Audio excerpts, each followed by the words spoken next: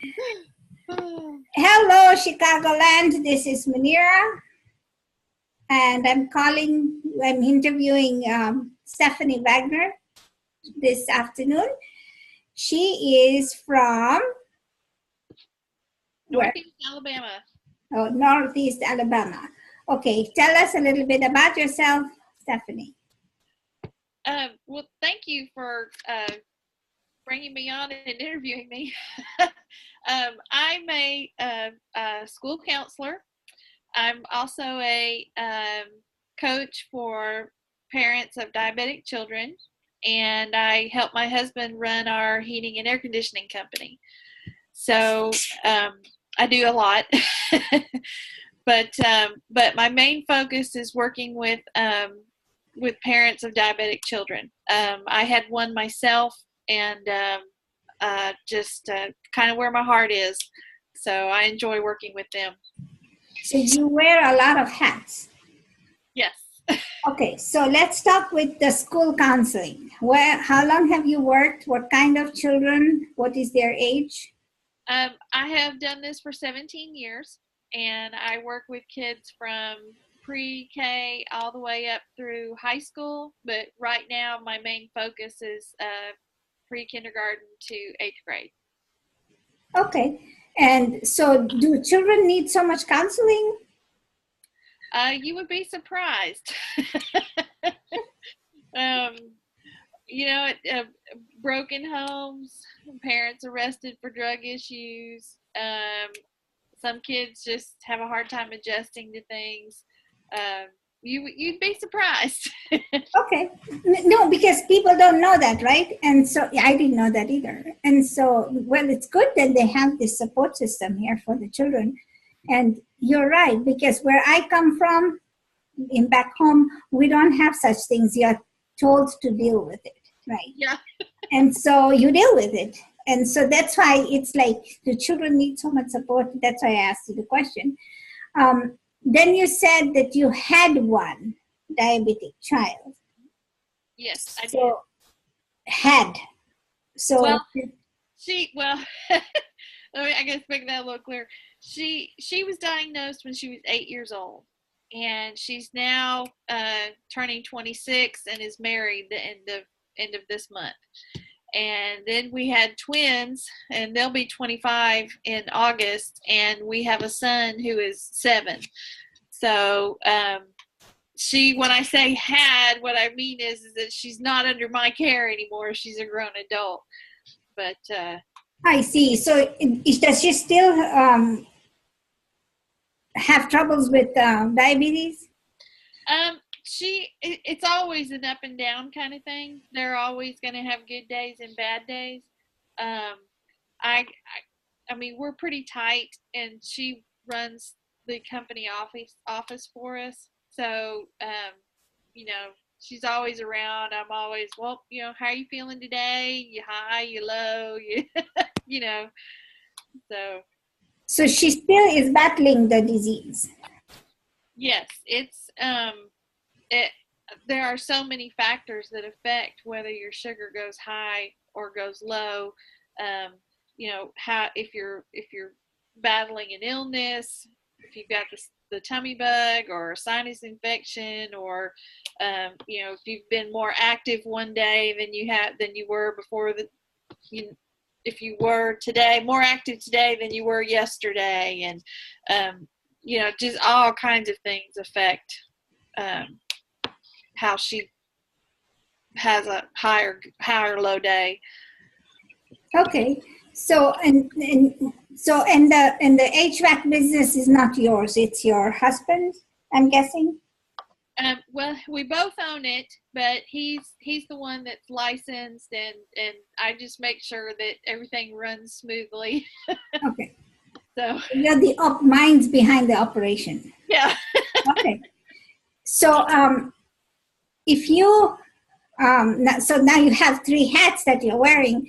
Which one should we zero in on? I would say zero in on the coaching with diabetic parents. I'm in the process of building a community where parents can come in and they can talk about their fears and their frustrations and day-to-day battles that they have, because kids are learning how to be responsible. They're just kids, and when you add in having diabetes, especially with teenagers, they don't want to be different. They don't want to deal with it. And as a parent, the fear factor of losing your child if they don't do it. And so there's a lot to deal with. Okay, so I have dealt with diabetes with adults. My father had diabetes, my grandmother had diabetes, my husband's, both ex and the present one, have diabetes. So I know how adults are, and I wanted to have this interview with you partly because adults are little children too, because you take care of them all the time. So tell me how that is different than having a child with diabetes. Children, I don't know if you've ever heard the phrase, you consider kids to be made of rubber because they can fall down and they don't break anything. And an adult can fall down and they'll break their arm or their wrist or whatever. Their bodies adapt to the sugar levels a lot easier than adults do. So like a teenager might not check their blood sugar, and their blood sugar can be 300 or 400, and the only way you can really know something is wrong is they might be a little glassy-eyed or a little sluggish, and then you look at them and you're like, what's your number? You didn't check your number lately. And so they don't feel it. Like if an adult is 300 or 400, they're laying on the couch about to pass out and they're feeling it. They know that their blood sugar is out of whack. So it's the difference in age makes a big difference in how they react to it. So do you think that children, let me ask you this. When you said your child was diagnosed with diabetes at 8 years old, how did that happen? Was it just something that happened, or what led to the checking and all that? Can you go through that? I'm sorry, having to live through it again. No, it's no problem. We didn't know much about diabetes, my husband and I, when our kids were little. We had some distant relatives that were older and had type 2 diabetes, and they controlled a lot of what they did with their diet, but we had no inkling of what to watch for or anything. And our daughter had started having issues with her thyroid, which is actually a reverse from what normally happens. The doctors kept telling us we were in this 1% class of people who don't follow the traditional path of their kid becoming diabetic. So her thyroid was messed up at first, and we got that taken care of. Well, then she started doing things like going to the bathroom a lot, and we kind of attributed some of that to the thyroid issue. We weren't thinking about diabetes, and excuse me. And she came down with a virus, and the virus is what tipped the diabetes over the edge and caused it to go ahead and go full blown. And she went into what's called DKA, diabetic ketoacidosis. And we just watched her for a day or two, and she went downhill very, very fast. And as a parent, we just kind of got this idea that this is not just a virus. There's something wrong. So we called the doctor's office and told them what was going on, and we were like, we need to bring her in. So we took her in, and her pediatrician took one look at her and said she's diabetic. And they took her blood sugar. It was so high they couldn't even read it. They immediately had us take her to the hospital. She stayed one night in the hospital and didn't respond as quickly as they wanted her to. but she was still alive because that night they told us, they said, well, if she makes it through the night, she'll be okay, but she'll be a diabetic from here on. And they ambulanced her up to Children's Hospital, where we stayed for about a week and a half, and then she got to come home. So it was, it was a shock. No, and I imagine, because as you're saying the story, I feel it, because my husband is diabetic too, and sometimes he forgets or does not take his midday insulin, and so when he checks his sugar at night, it's way off the chart. So sometimes the meter is going to say hi. That's it. That's all it says, because it can't read the number. And so, I told him that I was interviewing you and wanted him to attend this session, but I'm going to have him look at the recording. But I understand that. So it must have been a shock for you. It was. It was truly a shock. I mean, just not only it was fear. We were fearful. I mean, we did not know if we were going to lose our daughter that night or not, and thinking about losing her to something that, if we'd only had the education about, we might have caught it earlier. I mean, it's just, you go back, and hindsight's always 20/20, but it's just, yeah, I mean, it's scary. And then from then on, you're very hyper vigilant, because it's okay, I almost lost you once, I'm not going to lose you again to this. Overprotective. Yes. So this is a cause near and dear to your heart. Yes. Do your other children have diabetes? No, they are. They're very fortunate. They do not have it. They don't. At least at this point, all the tests show that they don't carry an autoimmune marker or anything. So hopefully they won't. But it's the type of type 1 diabetes is an autoimmune disorder. And see, I have lupus, which is an autoimmune disorder, and mine manifested itself as lupus, and when it got passed to her, hers manifested as diabetes and the thyroid not working correctly. So it does different things, but it's, thankfully the other kids don't show any markers for that. Well, that's good, and thank God for that. So my question then would be, so this is a cause, like I said, it's near to dear to your heart. So what do you, when you create these support groups and you bring all the children, are you targeting parents of diabetic children, or are you talking to parents who have normal children too, and look out for these certain things? I am more focused on the parents who have children that are diabetics, because what I found when my daughter was young was everything is so centered around the diabetic. There's all kinds of education for the diabetic. There's all kinds of education out there about making people aware about diabetes, but there's nothing out there to support the parent. And the parent is the one that has to go through,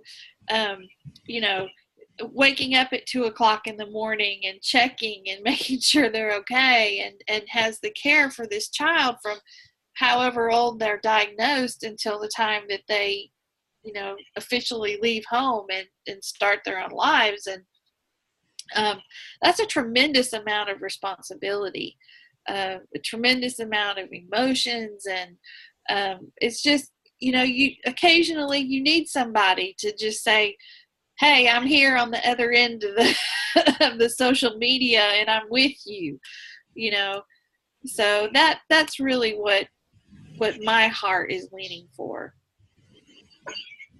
Okay, so when you do these support groups and you collect all these parents together, are you educating them? Is there, do you think the doctor's offices maybe can help you? I mean, what are you trying to do?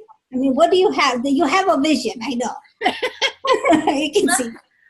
my vision is to, there's a couple of different things that I would like to do. I want to help them be a little more organized, or help them come up with ideas to deal with some of their children's resistance. You mean the parents? Yes, Okay. helping the parents just on a day-to-day basis of, have you ever heard the phrase, it takes a community to raise a child? Yes. Well, I'm a big believer in that, and that's because I learned that the hard way. You can't, especially as a diabetic parent, you get exhausted. You get totally exhausted because you're up, like taking care of a baby at night when they're first diagnosed, and then it kind of goes away a little bit later, but you're still this vigilance that you have to have over them. So I want to help them learn to cope with that, how to pull in resources to help them with that, then help them with daily planners, and not necessarily, you can find out there these big thick books that are from writing down every single tiny little carb and all that kind of stuff. But for me, I want my planner to focus on the life that they live, like a calendar. When you have a calendar, and it's your life, it's what you're doing, it's your focus for the day or your focus for the week. And that's what I want. I want them focusing on life, but then I want a little section over here that shows, okay, I'm keeping track of my diabetes, and we know it's not going to go away, so I have my little tracker on it, but this is my life, and this is how I'm living my life. So that's kind of where I want my focus to be. So basically, support the parents and show them that there is a life outside this fear of that you've created for a child that has diabetes, because you tend to forget who you are. Yes. That's a very good value that you're adding to parents. So have you, in your area, have you found that there are a lot of diabetic children? There's actually more diabetic children out there than you would think. I don't remember the last statistic on it, but it was something like 1 in 100 kids or less come up diabetic maybe every day. I'll have to double check on that. But yeah, there's a lot. So why haven't we found a cure for this? Well, in the type 1 is so different from the type 2 because it's autoimmune generated. In other words, your immune system in your body decides that it's not going to recognize those isolate cells as good cells anymore, and so they kill them, so your pancreas isn't producing your insulin cells. So what we have to do is we have to create a fake pancreas to help the body function, and they're getting closer and closer to that. They do have a pump system out now where there's also a connection that registers the blood sugar, so you don't have to poke your fingers all the time, and it runs more like an external pancreas. I know there is some new research out there where they're getting close to being able to marker it and recognize it, and they've even used stuff like iguana, spit or poison or something. Anyway, something that the iguana produces, and it has actually kept the diabetes at bay, kept the pancreas functioning longer when they get diagnosed, kind of in this honeymoon phase that they've identified. But there's so much that's changing every day. So I'm hoping that we're getting closer to finding a cure. Okay, so I was checking something. What my husband, we've been in and out of the doctor's office for a very long time, And my daughter works in biomedical field, and she told me about the Libre, which is the Abbott's Libre. It is a little button that they fix on your this thing, and it reads. So it's like a meter. It reads at what time of the day your sugar is up and down, and so it's a good meter. And then you take the meter and then they plug it into something, and it's everything is done at the doctor's office, but you wear the meter for at least a week, and they could do the readings. Well, what they were doing with my husband was they were giving him insulin all the time, increasing the dose. So he was at 40 units at any given time for lunch, for dinner, But Libre showed that he needs to have his insulin cut down, because what was happening was that the more he took, then he crashed. Yeah. So his was waves, And yes, you have good doctors out there. However, I think with the technology out there now, that it's really focusing on this person's individual needs, because it's not a cookie cutter thing.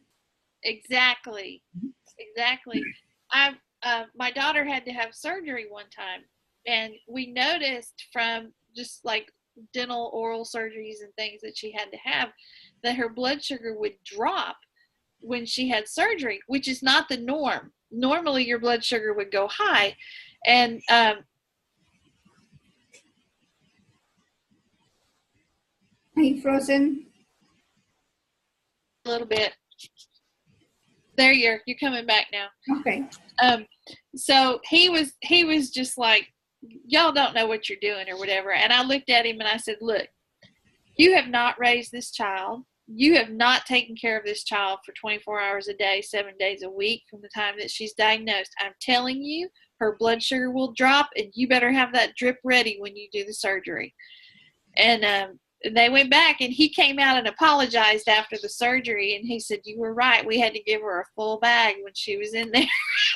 Yes, so for the last 2 years, my husband had the same thing, because his sugar would be so high. And then he had other things going on, because he's not a young, not young stud anymore. So what happens is that, we would admit him, and even though he had other symptoms, they always look at the blood sugar, and they gave him two bags of dextrose, and he'll be fine. And he walks out of there like nothing. He walks in there like on a wheelchair, completely lethargic, doesn't have any energy. But once he gets the 2 bags, I'm like, if you just show me how to do a drip, I'll just do sugar water and put it on him. We'll just take care of this at home. Yeah, I can do this at home. I don't have to pay for it. But I know we laugh about it, but I know it's very stressful, because then with diabetes, your eyes are affected, your body, your capillaries, your blood, your vessels, everything. So it's a very harsh disease. It breaks down a lot of things, and it kills you inside. So you slowly die, right? But we slowly die anyways, but diabetes just makes the process faster. Right. So I understand what you're saying.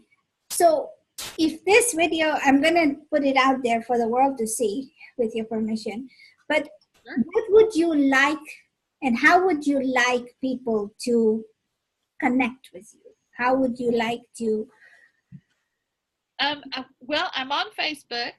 They can find it, Stephani Wagener, or Steph Wagener. I also have a diabetic page that's called Diabetic Parenting. It's a Facebook page. Or you can Facebook message me, and I can get you added in there. I'm also on LinkedIn, so you can find me at Stephani Wagener at LinkedIn. Okay. And any last thoughts for parents? I hope that there are parents out there that see it, because I'm very excited about. I want to grow how I can meet their needs, and the only way to do that is to meet more people, find out the new challenges, the new all the new technologies bring different things, and so I just I hope I get some new connections. Great. So thank you so much for your time. Thank you. And I will stop the recording now.